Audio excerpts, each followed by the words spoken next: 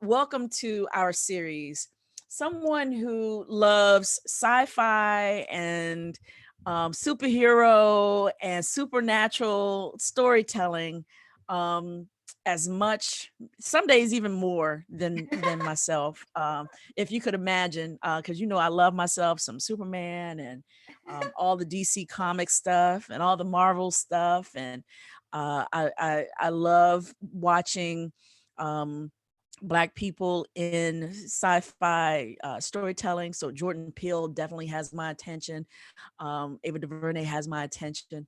But as a writer, Moshaty has my attention. This woman is a dynamic storyteller, an amazing writer. And in the beginnings of our talk, we'll talk a little bit about how we connected and met.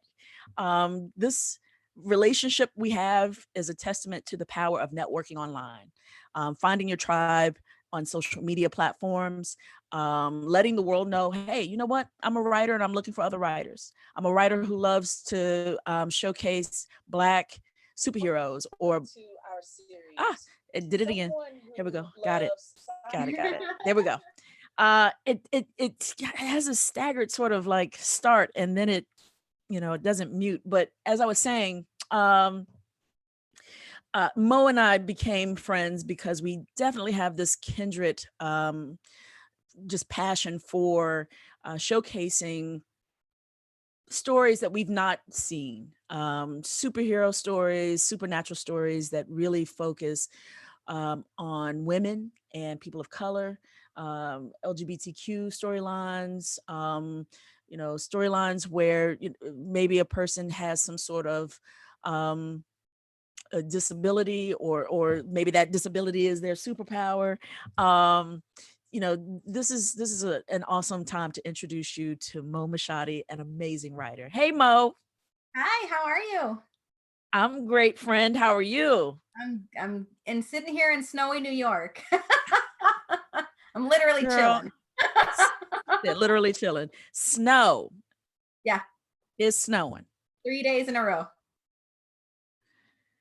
Gosh, look, we chatted a little bit before we went live on YouTube just now. Some of the students were able to kind of introduce themselves to Mo, and it just kind of blows my mind when someone says, "Oh yeah, it's snowing," and because of the quarantine, because of the pandemic, and we're all like perpetually home, it kind of feels more like what summer break feels like, right?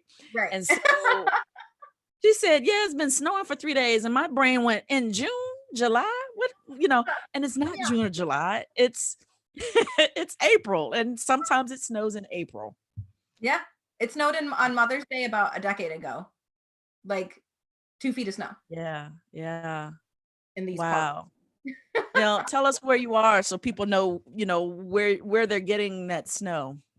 I am in Finger Lakes wine country. So if you guys know, if you look at New York, the New York State map where the Finger Lakes are, the little 5 lakes that kind of do that. I am like right by I think the second one or the third one. I don't really know. So But you're I'm upstate, you're far upstate New York where it's gonna snow anyway. right. So I'm And centrally located. It's literally 2 hours to any side of the state, north, south, east, or west. I'm smack dab in the middle. wow. Wow. Is that home for you? Is that where you're Yeah. from? Yeah, I was born and raised in central New York, and then I went to live in New Jersey when I was going to school. I was going to school in Rutgers. I was driving from Monmouth County to New Brunswick every day, and driving home. And I eventually made a home there. I came back home. I went back down to Westchester. I lived in Mount Vernon in the Bronx for a while. Worked in Manhattan. Eventually came home because there's nothing like home, really, especially Yeah. wine country. There's nothing like home. So Yeah. where I am, it's either a city, you drive 5 miles, there's a city, or you drive 5 miles and there's a vineyard. So it's a nice mix. Yeah. Yeah. It sounds a lot. We talked about this before when you came to visit here in Houston last time. It reminds me so much of my hometown of Charlottesville, Virginia, where in a matter of an hour, you could be at the beach. You could be, well, not an hour from Charlottesville, but in a short amount of time, you're by the water, you're in the mountains, you're in DC, and Yeah. so where you are there in New York, it sounds like you have access to so many different options. Oh yeah, it's beautiful. There's the one thing that I missed when I moved downstate was the hills. Like the Uh, hills and the mountains and the foliage changing, and there's really, it's really beautiful and it's peaceful. Like for me, that's where I go for my pieces. I go towards the water. There's a giant tree that I sit under and bring my laptop and my little jetpack so I can, get my online and stuff when I'm sitting out there. But it's a nice place to kind of let your mind go, which is what we usually do when we are sci-fi writers. So you got to can't be let too it go. crowded. Well, tell everybody who you are and what you do in the world. So I'm Moshaty. So I am a screenwriter. I am a podcaster. I am working on two books right now. One is a memoir, and one is a collection of short psychological thriller stories. I've directed my first microfilm this year. I do a lot, but mostly it's really just trying to put my art into as many avenues as I can. So I'm always Sure. been a doer. I always jump in with both feet. I always try to create streams of ways to do that and my own possibilities. And I think if we're not afraid to do that, there's never a shortage of things for us to do or things for us to put our minds to or put our work to. And there's always such a big thing about, well, if you don't see it, then make your own. Like it's always, we're always Mm, told to, oh, well, go make your own. It's like, yeah. okay, well, here's me making my own. And that's kind of where you need to do that. If you're not finding yourself in areas where you want to be seen. Like a lot of us didn't have, heroes growing up that looked like us in TV. Hmm. And to me, that's part of my artist statement. It's on my website, and that's, I fell in love with a Twilight Zone episode and about space, and from there, I was finished. That was it. I was like, and space, and space, and space, space, space, and I needed to just be completely consumed in that. But it was one of the things that I didn't realize is there's no brown people in space. Like, why Mm, is there no brown people in space? Like, do we disintegrate? Like, what happens? Like, do we evaporate once we hit like a certain sure. level of space? So I was floored when I saw things like with Billy D in Star Wars, when I saw Nichelle Nichols in Star Trek, like it was a possibility that those things could happen and they were eventually going to be the norm. But it took us so long to get there. And what's really exciting about it is that we all now have this opportunity to create those opportunities for others, to create being seen for others. And honestly, if I knew, so if I was somebody, if I'm an 8-year-old girl, a little brown girl from New York who's watching Star Trek, and to see a black captain of a starship, that's nuts. To even have that opportunity is, it speaks volumes to how hard we've come and how much we've made it ourselves. And I think Hmm. that's amazing that we're Yeah. capable of so much more than that. Mm. You mentioned microfilms. Tell us about that. What Okay. is it? What is it? So What microfilms is are it? usually anywhere between less than 5 minutes.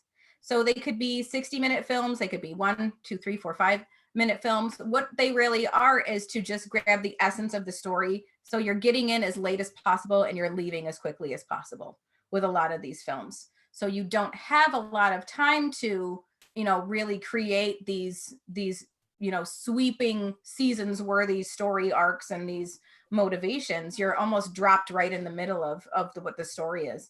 And I think that's where, and we chatted before we got on about why Quibi is going to end up being really successful. I mean, it's a very short period of time where you captivate an audience. And what I like about microfilms is that it forces me as a writer to get to the point. And especially if we're sci-fi writers, we're very atmospheric and we're very world building, and we want to create this giant spider web of everything that connects to, the world and the laws in this world, and who's going to do this and who's the good and who's the enemy. And we expand this so large. Microfilm really makes you say, you get to the point. Like, what is your motivation? What's the end game? Tell me now. And Right. I love the challenge of that. I think that's incredible for me. Like I mean, when Teresa and I have a great relationship with. She's the person that gave me my first table read on my sci-fi script, The Awakener, which is which is a 90-minute pilot. So Yeah. for come from a 90-minute pilot and just writing 90 minutes features, and then finally creeping into something like microfilm, which my film is 60 seconds. So Ugh. to fall from 30,000 feet, literally on my face on the ground, I really welcomed that challenge. So microfilm is really Yeah. cool if you want to ever experience that. Uh, you almost can't have a cell phone or be on Twitter or Facebook or whatever without running into a trailer, or Mhm. watching Hulu without seeing a trailer for Quibi.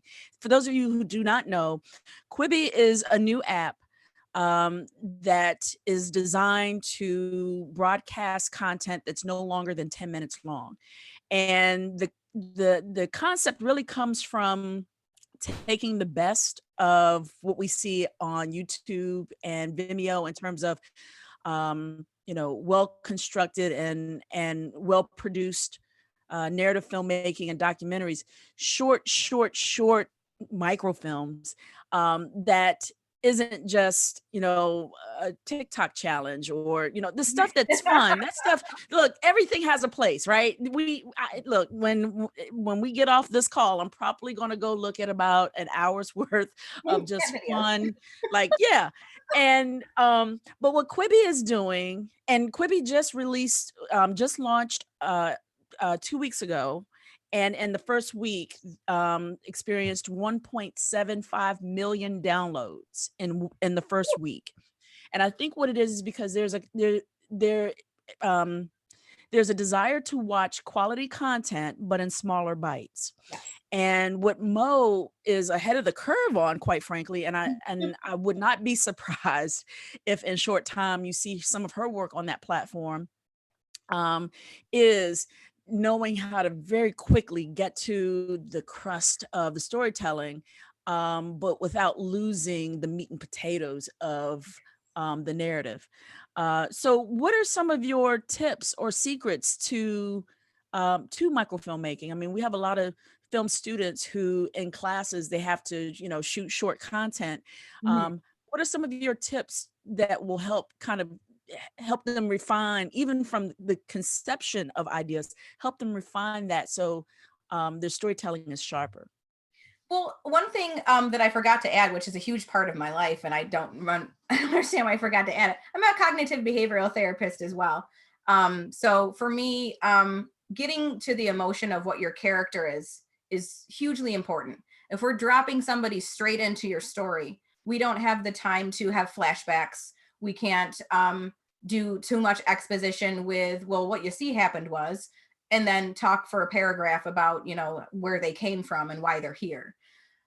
When we talk to folks about cognitive behavioral therapy, and anybody that doesn't know what cognitive behavioral therapy is, it's helping people that have a stress reaction or a traumatic event. Let's say they're dealing with PTSD or any type of stress. It's helping them build a better emotional reactiveness to what they're suffering from. So when we think about our reactiveness, it's either two strains of thought. So it's either going to be a positive or a negative reaction. So what we try to change with, or not necessarily try to change, but steer into a different, more positive direction with cognitive behavioral therapy, is fixing core beliefs, fixing dysfunction of their assumptions of themselves, and fixing what they call negative autonomic thoughts. So what that means is, core beliefs: I'm useless, I don't have any worth in the world. Dysfunctional assumptions: oh, the world sucks, this world is against me. It's a negative automatic thoughts or autonomic thoughts is, this is never going to work out anyway, so I'm not going to try. So Mm, those are really reactive to something that has happened to them that's forced them into feeling this way. So when mhm. I think about my characters as an emotional level, and we're writing, if and if we're writing sci-fi, we're not writing mostly humans. I mean, let's be honest. But most of our characters, even if we are in sci-fi, there's a human element to all the characters that we apply to our stories. So I really think that if we're speaking to an emotional um, sect of our characters, we're asking what their motivation is, which is working from what their why is. So there's an exercise I'm going to do with you guys really quickly, because I love when everyone introduced themselves to me. You told me what you were. You didn't tell me why you did it. So that's a really big thing. We're going to talk about how to get your characters and find out what their motivation is. So for me, there's a big motivational speaker that I follow. I don't know if you guys have heard of him. Definitely hop on YouTube when you're done. His name is Simon Sinek. And Simon Sinek has an incredible philosophy about speaking from your why, because people don't buy what you do. They buy why you do it. So speaking from your passion and your true motivations, we have to start asking these same things of our characters, right? So now, most of the time, the scheme that we write for our characters, what's their motivation? Story goes, what do they want? How are they going to get it? Why do they want it? So first and foremost, we always talk about what's their motivation? What do they want? And we're so used to working from the what, the true passion of the why gets lost. So I want you to think about why you personally got invested in this industry. Like, I want you to think about the why. So, and I want you to hold on to that, because we're gonna come back to it. But when we speak from our whys and our true emotions and passions, it's a great introduction to learn a bit for people to learn a bit about us on our terms. People know what you do. You're in film.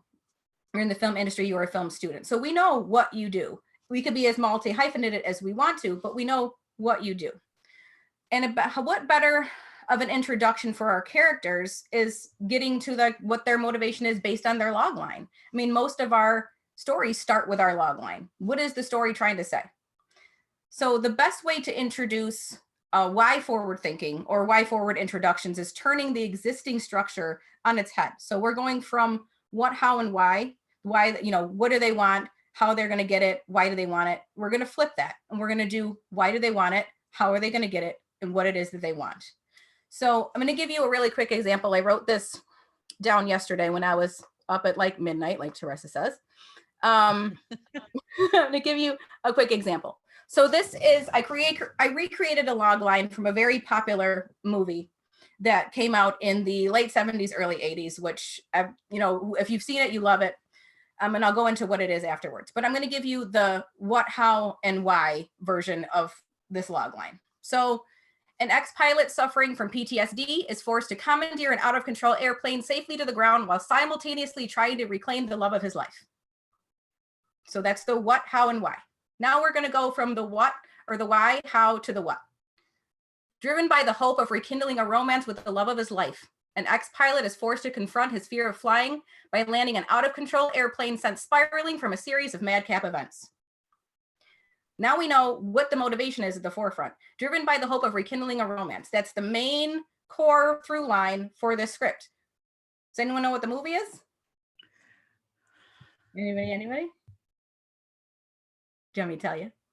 No, I want you to read the log line again, because I'm sitting there trying to paint the picture of the log line in my head. All right, give it a shot. Give it another read.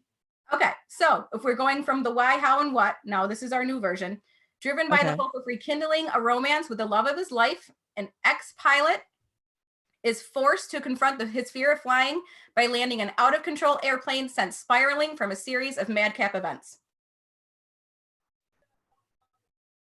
And you said it's from the 70s? Yeah, late 70s, maybe. It sounds like Airplane. It's Airplane. Yeah. Okay. Yeah, it's Airplane. But now we understand that. When we went through the first part, we went through the what, how, and the why. I'm going to get that. Yeah. When we go through that, we understand, yes, he's suffering from PTSD. This is what he has to do, and he's got to do this. So we literally went from what. So we never said why he's doing it. He's suffering from, he's forced to, but why? Why is he forced to? Well, he's not forced to. He's driven to it because he's trying to get back the love of his life. Now, if you've seen Airplane, you think about it, that's the main motivation for Ted getting on the plane to see Elaine. She's a stewardess. So he hops on the plane. Throughout the whole time he's on the plane, he's trying to make contact with her. She's up and down the aisle. She can't talk. She doesn't want to. The relationship is over. That whole relationship is the entire through of this story. Mo, you just changed my life. And we've got the jive talkers. We've got the singing nuns. We've got the sick girl who's flying from either end of the plane and nobody's looking at her. We've got the pilots that get sick from the fish. And now he's got to interact with Elaine. Now that that stress factor when they were together and working together as a team created the happy ending. But that relationship is the through line of the whole movie. Yes, it's funny. It's So hilarious. instead of the what, why, the what, how, and why, you go from why, how, and what. Yeah. So super, I mean, if you, and we take that, and yes, I just did it with a log line, but if we take that motivation, now you know exactly what Ted's motivation is. So when we Sure. know somebody's emotional motivations, how are they going to behave? Are they going to be desperate, driven by the hope of rekindling a romance? Is he going to be desperate? Is he going to try anything? Yes. How does that person that's in those emotional states behave? So when we think about, yeah. Oh, sorry, keep going. Go ahead. No, my bad. No, go No, ahead. the chat, Dealey Adams in the chat on YouTube, she called it right away. She was like, oh yeah, that's airplane. Like, yeah. Because, I'm sorry, go ahead, keep going. No, that's great. I love that people get that, because when you think about, they're like, oh yeah, that's airplane. Especially when you add, oh, the madcap events, oh, it's totally airplane. Like there's so many sequiturs and so many other things going on, but that one thing is what pushes the entire story.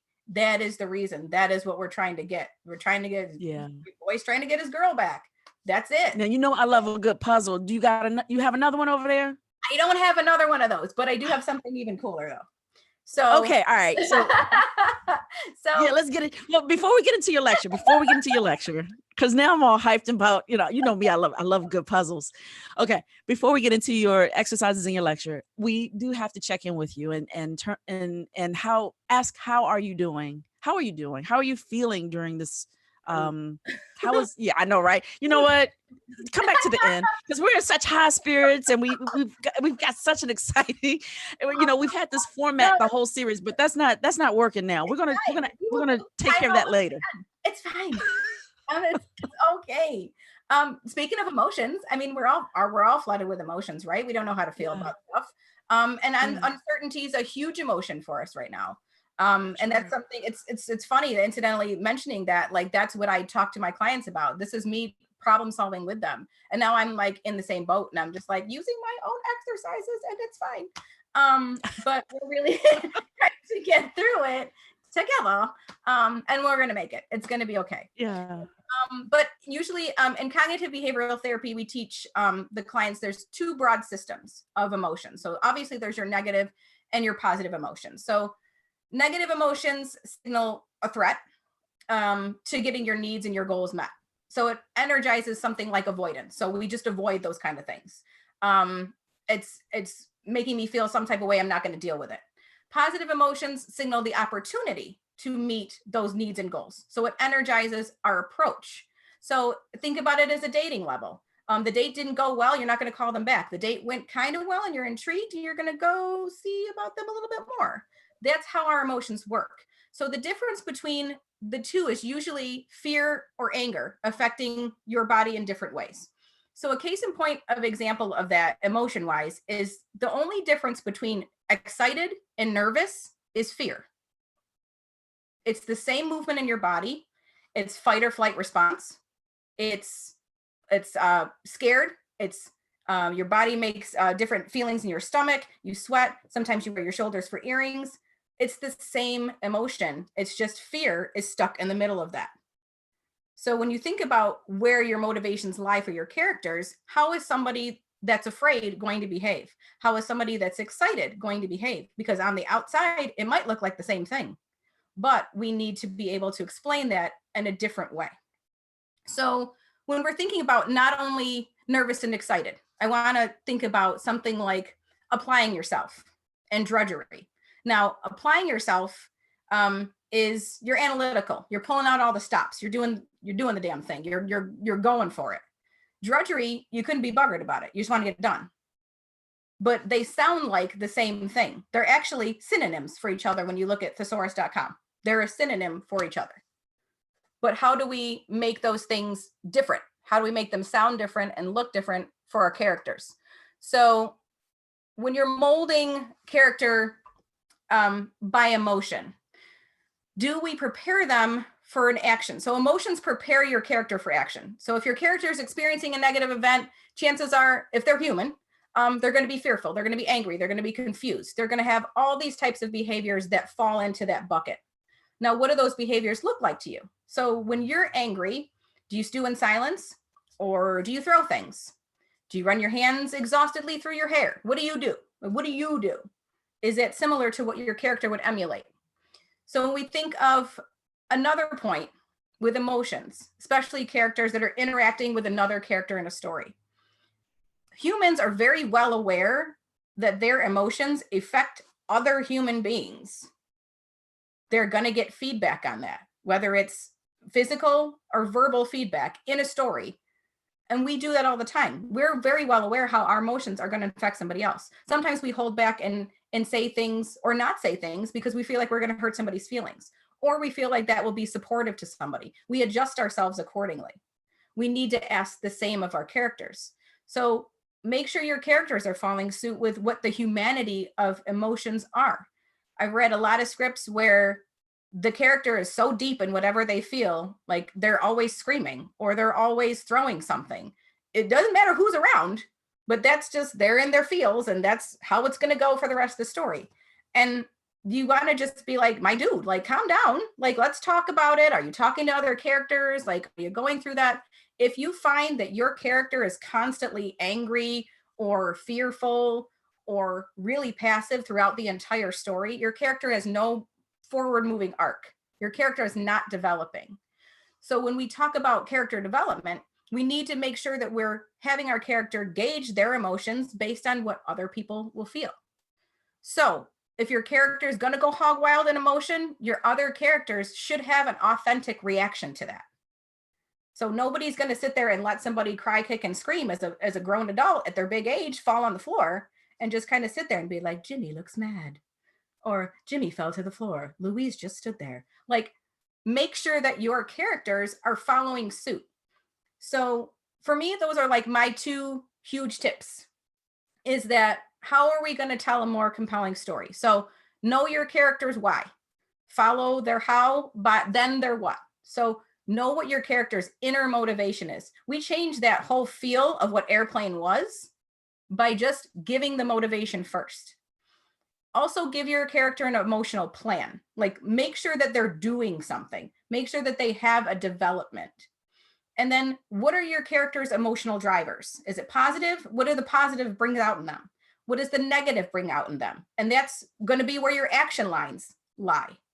What's happening with your character emotionally? We could do parentheticals. We could say, oh, they whispered, or frustratingly, he said. It's better to show than to say. So if we can show what their emotions are doing to them on an internal level or on an external level, it's going to make the reader that's following the story more compelled to find out what's making them feel this way.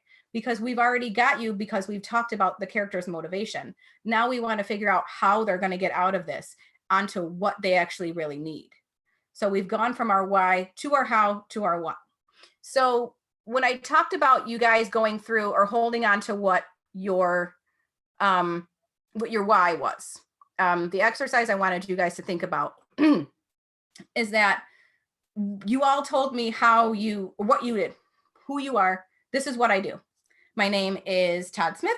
I'm a film student. I have a minor in communications, and that's what I do. Okay, perfect. Not that I'm not proud of what you do, or you shouldn't be proud of what you do, but I wanted you to hear, I'm going to do the same thing with the what, how, and why. And then I'm going to flip it as a personal mission statement that you can turn into your artist statement. And it works for any industry. Trust me, it works if you're a nurse, or if you're in film, if you're in the arts, if you're, you paint sidewalks for a living, you're a garbage man. It works, whatever your motivation is, it's going to work. So first, I'm just going to talk my what, how, and my why. So I'm going to just use you guys as an example. Hi, my name is Moshaty. I'm a film student here at PVAMU. I love microfilms. I love the accessibility of it, the challenge of like length. I'm currently learning to bring those types of film to the masses with social media, because people don't have a lot of time these days. And what better way to spend that with watching a movie? Was I interesting? I mean, I talked a mile a minute and you knew who I was and what I... Yeah. I get you compelled to be interested in my microfilms? Probably not. Right. So I'm going to take it a different way from the why. So I'm going to speak to the why. I'm also going to slow my speech down a little bit, and I'll tell you the reasons why. And it'll be very clear as to why I do it. So I'm going to speak from my why. So since 2000, the year 2000, the human attention span has fallen from 12 seconds to 8. Our consumption is faster, smarter, and more reactive. I'm fascinated by the challenge of brevity, the rapid anxiousness, and finishing a story arc or creating a compelling cliffhanger in the time it takes you to make a Hot Pocket. I'm currently working on expanding my reach by introducing my microfilms to the masses by tagging all the equipment, the locations, and the scenery that I use in them. With such a rush for constant rapid content, we forget to slow down. And my name's Moshaty. I'm a film student at PVAMU, and I want to make the world stand still. Oh. So when we, how much more compelling? It was me giving you a high five. But how much more compelling is that? Because I gave you what my why was. I'm fascinated by literally from 20 years ago, our attention span has fallen 4 seconds. This is why things like Quibi and YouTube are, and TikTok, what is it? TikTok, 30 seconds? Yeah. This is why it's so successful, because we don't have the attention span anymore. And did you know that a goldfish's attention span is 9 seconds? That's frustrating. So when we think about what our why is, I gave you so much more of to what my why actually was. Because for me, I want to capture your attention more than 8 seconds. I'm going to do it in baby bite-sized pieces because I like microfilms and I love the brevity of it. But if you sit there and watch my 16-second film, I just doubled your attention span. And that's my why. So I want you guys to think about that when you all told me what you did, who you are and what you did. I want you guys, the next time somebody asks you, think of what your why is. Now, your why doesn't have to be as lengthy as mine, but if you can speak to your why in the length of an elevator pitch or an elevator speech, if nobody knows what an elevator speech is, it came from the Ad Men era, or if you think of Mad Men, that era, it's from the ground floor to get to the 6th floor. I have your attention for that amount of time, and I have to sell myself to you by the time you get off your floor. So that's what an elevator pitch is. So if we can make our why in a little bite-sized piece and then tell them how we're going to do it and then who and what we are, it's going to be more compelling. You're going to find your people then, because we could sit there and be like, I am a film student and I have a minor in social media communications and marketing, and I like this, and this is what I do, and I'm really interested in doing this. You're going to pair up with people who are also film and social media marketers, but they're going to have completely different whys from yours. And when you guys start talking shop, you guys are going to do that. Just because you're in the same group doesn't mean you have the same why. And your characters should be exactly the same. There's so many films about, somebody's gotten kidnapped. They're chasing after their daughter. They're chasing after their son. There's a ransom on somebody. How many ransom movies are there? Yes, the main motivation is I got to get my kid back, my wife back, whoever back. But everyone has a different why. Why do they need them back? Are they going to be killed? Do they have a secret that's going to be uncovered if somebody keeps talking to them too long when they're not around? What is their motivation? So when we're sitting there talking about emotion and character development, we can't have any of that make sense if we don't know what our why is. So that is my why. Wow. let me have 3 students reintroduce themselves to Mo, leading with your why. I know and look, in my head, I kind of anticipated who would be the 3 that would put themselves, who would give that, who would give it a shot. And the people that I thought it would be kind of jumped out there. Okay. So, and if we have time, we'll get to more, but let's at least do 3 where, before we went live, you all introduced yourself to Mo. You had a little bit of time before we hit the go live on YouTube.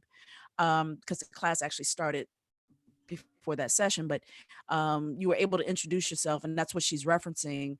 For those who are watching on YouTube, she's referencing how they introduce themselves. Try it again. Who wants to go? Juwan, T. Hayes. Juwan, why don't you? He's like hiding a little bit. Why don't you give it a shot? Because that's a hard one. That's a hard one. Like she had a story, the background, and it was like on point. Yeah. Wow, I'm scared. I don't even know where to start. Like, and it's such a crazy exercise because it makes you stop and think, why do I want to do this? Because we can tell people we're good at everything. We're good at everything. Sure. I have these different degrees. I'm all this multi-hyphenate, blah, blah, blah, blah. But you could be like, I'm a singer-songwriter and I'm an author and I'm a producer and I'm a director and da, da, da, da. Doesn't mean I'm good at anything. It also just means I know what I do. I just don't know why. So T. Hayes, you have to go first. She just not called you out, but you know how you introduce yourself every single time you introduce yourself and you do a run. That list, you gotta go first. So Juwan, you just bought a little extra time. T. Hayes, start with your why and now introduce yourself. Well, first I'll give you a little context. I've sort of been like I told you yesterday how I've changed my energy from all here to straight line. So, okay, well, basically, hi, I'm T. Hayes, Mass Communications major, Business Administration minor, and my why is I want to shock the world because I love to be shocked. I like it. So start with that and then introduce yourself. Start with that and then introduce yourself. Bet. I want to shock the world because I love to be shocked. This is why I make the movies I do. Yeah, I love it, man. You notice he got all close to his mic. He's like, leaned in. Now he's doing the voice from every movie trailer you've ever seen. He's like, well, I can go deeper if you want. I love that though, because when you think it forces you to say, this is really what I want out of it. This is what I want to get out of it. Because like I said, nobody's why is the same. So you can sit there and be like, I want to shock people because I love being shocked. And part of the way I'm going to make you shocked is the films that I produce. By the way, I'm T. Hayes and I'm a student at blah, blah, blah. You know, you need to have that because nobody has your why. Do you know what I mean? Nobody's going to be like, oh, I like shocking people, so I'm going to shock. No, like I've never heard anybody say that to me. You know what I mean? You're welcome. Nobody's why is the same.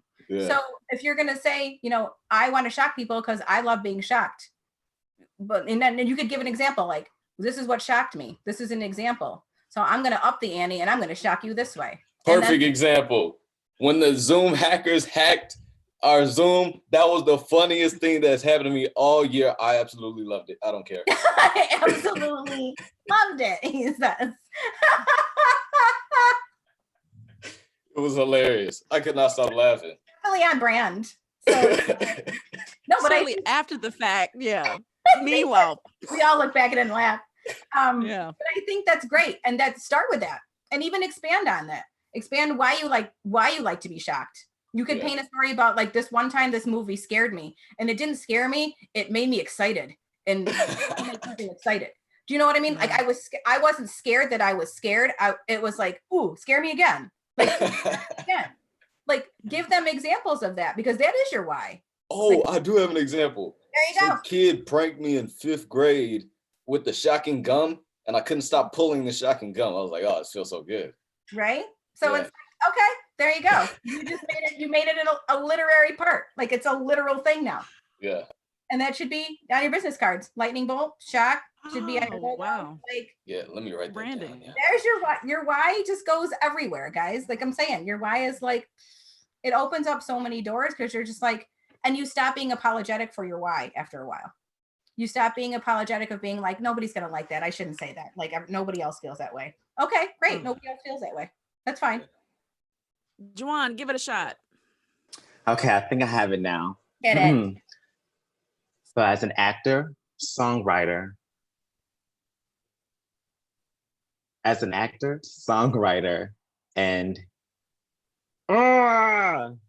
I had it in my head and then. What is your, why do you act? Juwan, why do you act? Because I like to evoke emotion. I love to create emotion and feeling. Why do you sing? Because I'm talented, I'm amazing, and I know I sound good. Okay, perfect. So I like to evoke emotion. Mm-hmm. Okay, so one of the biggest things about me is that I like to evoke emotion. I love to see people's reactions. I love to see the excitement. I love to see sorrow. I love to see happiness. One of the ways I bring that to people is my voice. I think that my voice can bring people happiness. My voice can bring people, we can bring people sorrow. It can silence them. Like, that's your why. Like, I love to, you speak from that first and then tell people, you know, I can also do it this way. I can build movies. I can act. I can be silent. I can be sad. I can be happy. Like, come from that level. Cause you easily told me, I said, why do you like to sing? You're like, oh girl, I am it. And then you came from it that way. That was your why. You immediately knew why you wanted to do it. So it's didn't he light up? He lit up as soon as you asked why. Everybody does. Completely lit up. Yeah. When you start talking from your why, people's whole mannerisms changed. People light up. They do those kind of things because that's your inner passion. So when I said, Joanne, why do you like to act? Why do you like to sing? You were like, oh, because this. It's not getting the why out, it's phrasing the why. Because at the end of the day, nobody ever asks you what your why is. They ask you what's up. They ask you what you do. Nobody ever asks you why you do it. And that's hard. It's an exercise. It's an exercise in letting your motivation be front and center, as opposed to my name is Joanne and I do film, or I'm an actor, or I'm a singer. We all can have a nameplate on our desk. It doesn't mean a thing if we don't know why you do it. Like they say, people don't buy what you do, they buy why you do it. Ooh, John Shay, give it a shot. Ooh. Ooh, gotta set the camera. Oh, yes, sir. Let me get right in the frame. The trifecta. 161 Media. Sacrifice Motion Pictures. King Uriel Photography. We're here to help you take control of your vision and take control of your reality. I'm John Shay Nussin, the CEO, and we're gonna make sure you get it done. I like it. See, you went from your why, you told me how you're gonna do it, you told me what effect you want to have on them. Nice job. And just keep expanding on it. Make it softer, because you still started out with what you are. Yeah. You're right. You're right. But it's an exercise. Like, but the thing is, when you got to your why, you were just like, so that's how I'm different. Okay. So it's all about making sure, and it's scary because we don't ever want to put our why first, because our why leaves us open for judgment. You like that? You want to shock people? That's weird. Like, but you know what I mean? It leaves us open for criticism and different interpretations. When we stop being afraid of what our motivations are and what our passions are and what our why is, we can speak a lot more fully and find the people that are our people that are going to understand that. Because when we get so focused on making people like us and making people follow us and you know, like our posts and share things, it doesn't mean that truly our why resonated that with them. It's what we said in that moment that resonated. They bought our what, not our why. Journey, you want to give it a try? Give it a shot.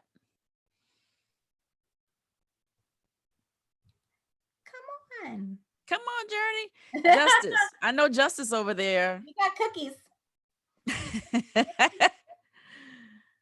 There she is. Here she comes. Journey. Let us. It's so hard to think of a why. It's so hard. Let me think. Let me still think, y'all. It's tough. It's not an easy exercise at all. I've been working on it for 12 years. But I really do like the advice. It really does make a difference, like a big difference. Oh, thank you. That's my hope. And if we can do it for ourselves, we have to be willing to let our characters do it too. Yeah. And that's a big thing. That's how we create those compelling stories, because that creates relatability. Nobody wants to watch a movie with a character they don't like. Yeah. Or they're like, why is this guy even doing this? This doesn't make any sense. And that's why we get upset when we follow a character or we follow a show, and then it gets to like season 3 or 4, and then the character starts doing something stupid. You're just like, they wouldn't do that. That's weird. It's because whoever started writing for them doesn't understand their why. The why changed. So we weren't as invested anymore. You know, when we started, like, take, you know, The Walking Dead, for example, and we started out with with characters being like super big and bad, and like now they're like going bananas. Granted, a zombie apocalypse is gonna send you a little nuts, but when you think about it, so many people's character arcs changed and we lost interest in them. Or any show, when their character arc and their why changes, it's no longer relatable to us because we can spot it now. Oh yeah.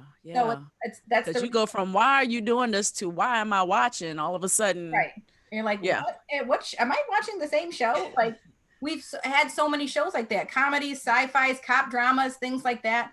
You know, we've had the cop with the heart of gold that, you know, started off being a racist. Like, okay, well, I don't know if that's really gonna work. And I'm not buying the why now. So it's the same thing we got to do for our characters. The consistency, yes, is important. And it's not to say that people's whys and motivations don't change. Of course they do. We're humans. We are directed by shiny things that serve us. I mean, at the end of the day, we're very self-serving people. But when we think about how we're going to write that, if it's difficult for us to write our own why, which is an exercise and it should be difficult for you, we need to be able to do that for our characters. So if you guys are someone like me that writes 12 pages of character bios that nobody ever sees before you start writing your story, so I can be like, oh, well, she would never do that. She doesn't raise her voice like that. Okay, that one time that like the dog bit her when she was 3, like those things will come out naturally in a script that I'm writing if I have the arc. And Teresa knows that. Like I've already given her like episode 8 and I was like, this happens and this is the soundtrack, girl. And like, wait till you hit it's why's all over the place. And this is why, and this is why. Yeah. We've already gone through. But I think it's a good exercise for you guys to do.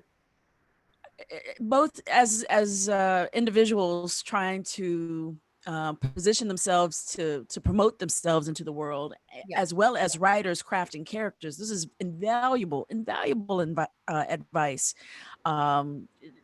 Both as writers and as individuals. Our screenwriting professor is on with us right now. Also, Professor Tony Clomax is tuned in. I'd love to invite Tony to, ask any questions or make any comments about what he's heard this afternoon. Yeah. I love it.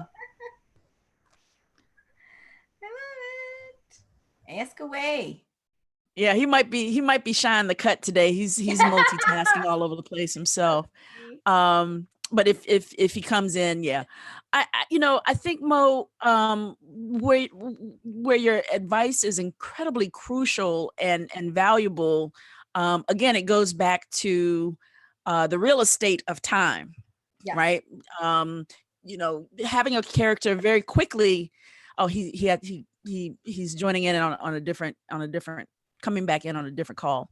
The why allows us to dive right into the story right out the gate, and allows us to shorten our exposition. I think I want to go back and look at films like, for instance, the movie Seven.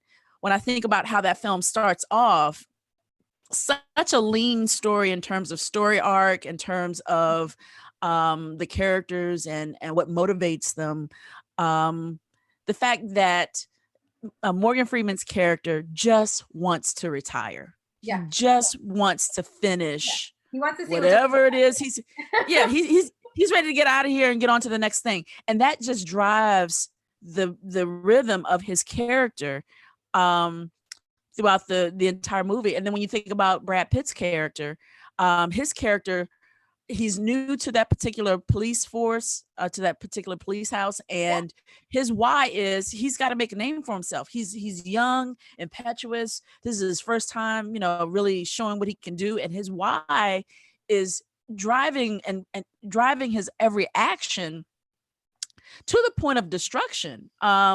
So really crafting your characters, understanding what is their motivating factor. And we've heard this, but in terms of crafting our log line, like even starting from that and leading with the why is something new that I've learned today. And having been a writer, gosh, He's like, ears. yeah. I'm sitting there trying to flip back the calendar real quick to give a number. I can't even do it that fast. It never really occurred to me to say, and I've created elevator pitches. I've stopped people and said, hey, this is what I'm doing. and they will tell me more. And so I've been successful with, really quick ways of grabbing someone's attention, but never have I contemplated leading with the why, right? Yeah. In the statement, right? So what you've given us is invaluable. Tony, I noticed that you changed resources for the call. Are you there? Do you want to participate in a question or two, or we can keep going? Yeah, you can keep going. I lost my connection on the computer. Oh, okay. Yeah, Tony Clomax is a phenomenal writer. He teaches our screenwriting classes at Prairie View. His work as a writer and director is newly seen on Amazon Prime. He's got a couple projects on Amazon Prime and Netflix right now. And he teaches our screenwriting classes at Prairie View. And so I just wanted him to chime in with, some of the concepts that you're talking about. And certainly we could do some follow-up later. But I think ultimately at its core, teaching our students to start with what is that driving factor that makes you unique, makes a person say, tell me more, is crucial. 8 billion people on planet Earth, and we all have something to say. Why are you the one person I need to listen to for the next 30 seconds? Yeah. Absolutely. And like I said, when you figure out your why, I mean, that's something you could use in your artist statements if you're going, for if you're continuing your schooling and you're heading into like postgraduates, any other programs, or even just on a job resume, if that's your objective, like your why as your objective is really, really powerful. And especially it's very unique. I mean, it's not like film student seeks full-time job as X, Y, and Z.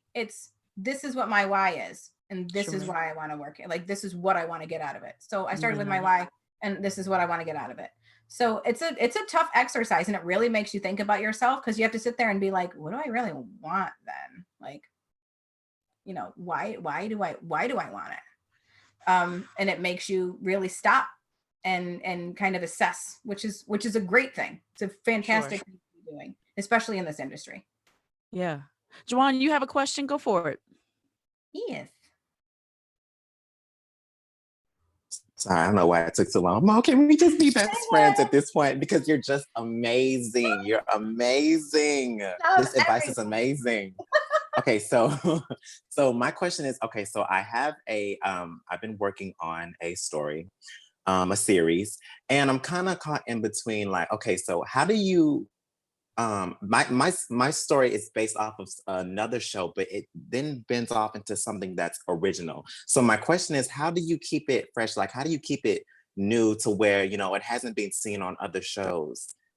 I think the big thing is really you have to start with what the unique factor is. What's the defining factor of it? And you said it started from another show and it kind of tailed off. Is it like a spin-off? Is that what you're talking about?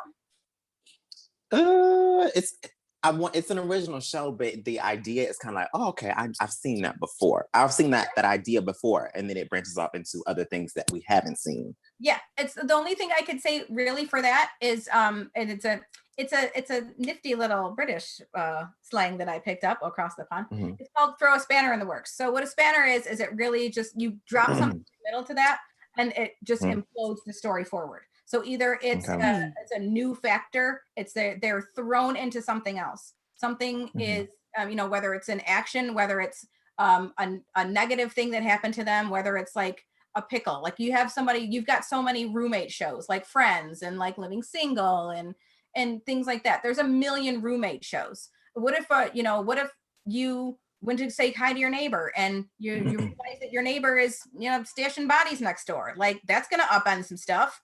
Like, now it's not just like it's a buddy show anymore. It's like, how are we going to get out of this? So things like that, if you already have a blueprint that is familiar, it's great because people are going to latch onto that. I've seen that before. That's recognizable for me. Let me see how it's different. So your job is really just to figure out, how can I separate this from what they know? Am I going to make them think that we have a cool sitcom going on here, and I'm going to give it a dark feel because now there's maybe like murder or crime involved, but I'm going to keep it dark comedy and lighthearted, something like Psych?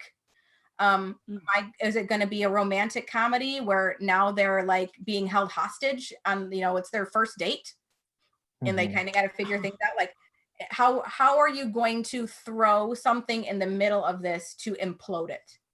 Because we can all have a blueprint for anything. I mean, how many shows when it first started, how many shows did Game of Thrones look like when it first started? I mean, we had Vikings and we had this and we had that, and everybody was like, oh, okay, a whole old world show, like seen it, dragons, got it, been there. But then they started doing different things and they started doing unimaginable things. I mean, the White Walker thing is like, what? Well, okay. Like, it totally turns it on his ear. So the only advice I would have for you is figure out how you're going to mess up shop. Like, if you have a perfect outline, how is it going to get messed up? And I don't mean messed up in like just a bad way. Like, how are you going to rough it up a little bit? How are you going to make it different? Because it's okay to have that same footprint. It's recognizable. It's easy to start that from that outline. And it's when you think about it, everybody can have the same White House and everybody's like, that White House looks homey. It's got a white picket fence. I'm very comfortable here. And you open it up and it's got cathedral ceilings and the walls are hot pink. Like, it's just something that they never expected from the outside. So how are you going to give them the juicy center?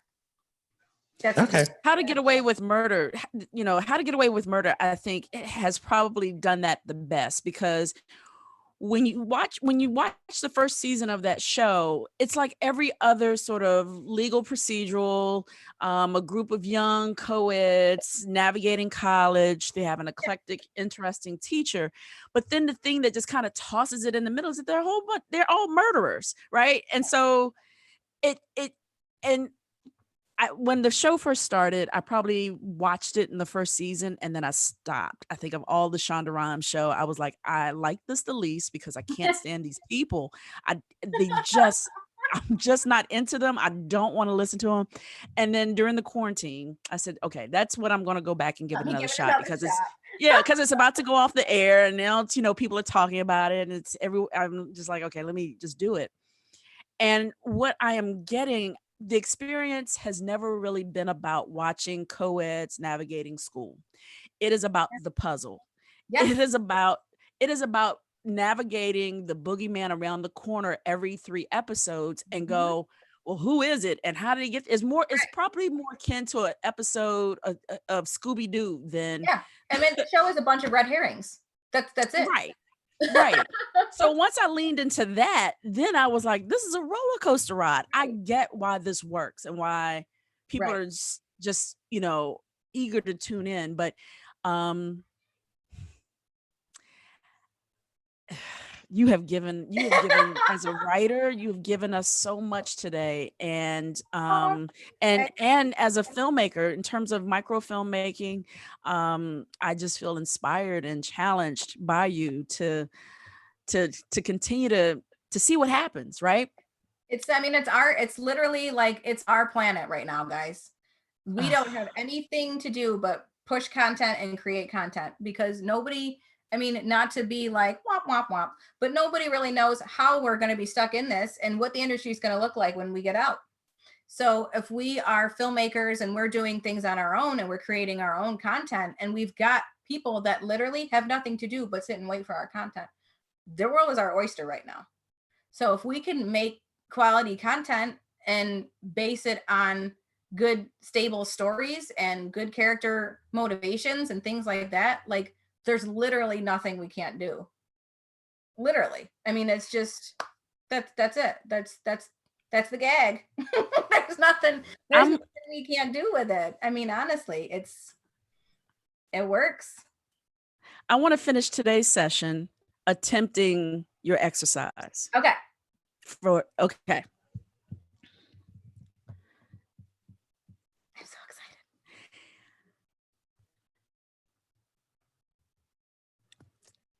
As a kid of the 1970s, on a Saturday morning, looking to my left and to my right and seeing my 4 siblings, I saw my superheroes. The superheroes I did not see on my television screen in the 70s on Saturday mornings. I'm a huge fan of Superman, but Superman didn't look like me. The two to my left and the two to my right looked just like me and were my superheroes. My name is Teresa Dowell-Vest, writer and creator of Genesis, New American Superheroes, the story of 5 siblings who discover they have supernatural powers, but have to learn how to be family first and heroes second. Oh, yes! Yes! My damn TDV. heart, That's right. my damn TDV. heart is in scared my of you. chest right now. But isn't it You hard? know what's you know what's funny? What's up? That What's that that? sounds like Juwan's script. Oh man. Right. That I lets am you know, like there's so many stories that can be similar, but I think it's the characters. The characters is what makes the story different. yeah. And that's what I always say. You focus on developing your characters and making them so original that you can put them in any similar situation, but it's going to be different because they're different. Yeah, absolutely. Exactly. And we talked about 7. We talked about Morgan Freeman just wants to retire. Yeah. There's so many movies about the cop that's on the cusp of retiring. He just fell into his lap. I mean, if you think about it, then Falling Down with Michael Douglas. Robert Duvall is retiring the following day. And then all this goes down. 2 completely, if you just gave me the log line, career cop is on the cusp of retiring and something happens. Everything happens. Everything that they everything 7. that's going to prevent them from retiring is going to happen. Yeah. It could be 7, it could be Falling Down, but it's the characters that make it different. It's the motivations that make it different. Now Morgan Freeman just wants to get through and figure out basically the pieces of the puzzle. Who is this? What's messing up? How can we solve this as quickly as possible, because people are dying. Falling Down is completely different motivation. He's looking for a man that's a family man that has snapped. That's a completely different motivation. Now there's a completely different why there. So we can still have those same log lines and those same ideas. And I know as writers, we get frustrated and be like, that sounds like my idea. Like there are so many things that sound like my idea for Awakener, which is basically, the same motivations as Teresa is. I don't see Black female superheroes. I don't see Black females in science fiction being the protagonist, being the hero, saving the world. There could be a million other log lines that woman of color saves the world. And I could be like, oh man, but it's our characters and our characters' whys that create that difference of story. So that's why I really want you guys to work on your own why, and then work on your characters' whys and their motivations. So I love this. This is exciting for me because I get to talk my. Thank you so much. But what I'm going to do is I'm going to put my contact in the chat for you guys. If you guys want to, I'm highly active on Instagram and Twitter and things, and I have a lot of screenwriting friends and a lot of great connections there. So we can only be stronger together. So if we can make those connections there. And I also want to email Teresa just some minutes from the meeting, just basically what I said in a written form. That way, that'd be awesome. Follow the formula with that. That'll be cool. That'll be nice. That'll be great, because I am giving all of our students a PDF of it's going to be a syllabus for the entire series, and each page will be the takeaways from each session in one document. And so I would love that whatever you send, we can incorporate that into the syllabus, and that way that one's done. And it just allows this construct to almost have a textbook in a sense. So Mo, you are the absolute best. Thank you all for tuning in and joining us here in Zoom, and certainly on the live feed on YouTube. I loved it. Thank you so much for having me. I really appreciate it. Dealey Adams, we love you. Thank you so much for joining us as well. Just over there, just chatting it up. And Mo's got a great following on Twitter. I don't think any other session has been retweeted, and people just kind of like excited and cheering for a person. So that speaks to Mo's relationship. Yeah. I mean, just awesome. All right, y'all, have a great evening, have a great weekend. We have one more day. There's only one more day of the series, and it's next week on Tuesday, where we have Pete Chapman, extraordinary director. He's directed episodes of Grey's Anatomy, Blackish, Mixedish, Grownish, all the issues. I love it. And who else do we have? Oh, Morinike. There we go. Producer, director, extraordinary talent in LA, and a PV alum. So they're going to be joining us. And there's a spot for one more person. I'm not going to really say who it is yet, because we're working on a few things, trying to make the schedule work out. But the 4:00 slot will be our final guest. And if Lord willing and the creek don't rise, it'll be worthy of a final spot. Yeah. So have a great weekend, everyone. Thank you all so much for joining us. And we'll see you next week. All right. Thanks for having me, guys. Have a great day.